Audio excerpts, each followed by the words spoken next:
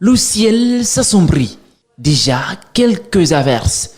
Tout porte à croire que la journée sera pluvieuse. En cette période, les vendeurs des imperméables s'activent pour enrichir leurs profits. C'est le moment idéal car l'activité est saisonnière. Cette marchande la pratique pour une question de survie. Je vends les manteaux sous la pluie pour que je gagne les dépenses. Je suis obligée. Comme elle, ce commerce attire davantage de monde.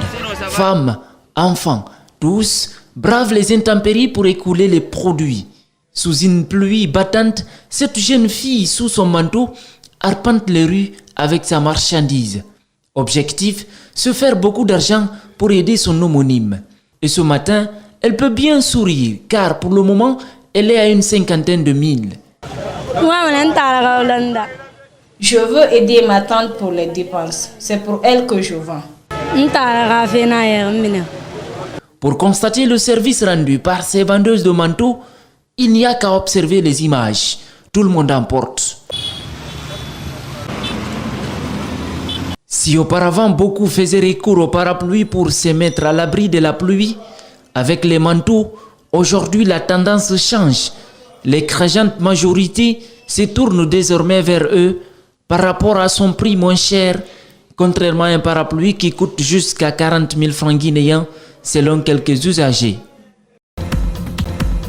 Du matériel de soins, d'hygiène et des vivres, l'ONG Ensemble contre la méningite, à travers ce dont veut venir en aide aux personnes souffrant d'une maladie parmi les principales causes de mortalité en Guinée. Notre objectif, c'est d'attirer l'attention du ministère de la Santé, des institutions nationales et internationales, de l'existence de cette maladie et des séquelles irréversibles laissées aussi par cette maladie.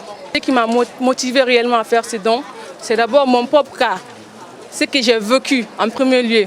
J'étais aussi malade de la méningite, mais alhamdoulilah, aujourd'hui ça va. Pour prévenir cette maladie, il est conseillé de se laver les mains avant de manger et après les toilettes, utiliser le savon et beaucoup d'eau. C'est pourquoi les bénéficiaires saluent le geste.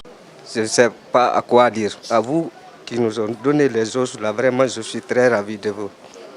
Vraiment, je suis très content de vous. L'enfant qui a la méningite risque de perdre la vision, l'œil et avoir d'autres lésions qui peuvent perturber le cerveau. C'est pourquoi le chef-service de la pédiatrie de Donka se réjouit des dons.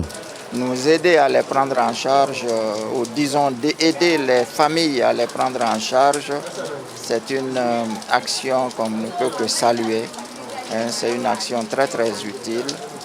C'est utile pour nous, les soignants, c'est utile pour les patients, pour les parents des patients. La méningite n'est pas une fatalité si elle est prise en charge dès le début. Elle est très fréquente dans les hôpitaux guinéens. Elle occupe 10% des consultations dans l'année au centre hospitalo-universitaire de Donka.